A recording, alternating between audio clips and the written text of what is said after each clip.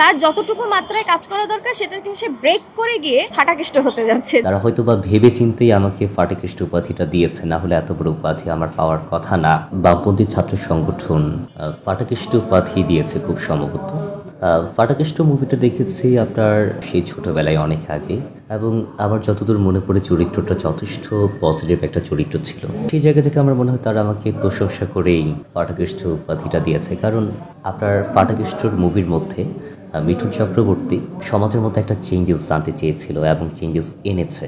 যত দুর্নীতি, অনিয়ম, খুন সব কিছুর বিরুদ্ধে রুখে দাঁড়িয়েছে। তো সেই জায়গা থেকে তারা হয়তো বা ভেবে চিন্তেই আমাকে ফাটাকেষ্ট উপাধিটা দিয়েছে, না হলে এত বড় উপাধি আমার পাওয়ার কথা না। তাও বামপন্থী ছাত্র সংগঠনের মতো এত বিপ্লবী ছাত্র সংগঠন তারা সেই ফাটাকেষ্টের সাথে তুলনা করছে, এটা আমি খুব ব্লেস ফিল করছি।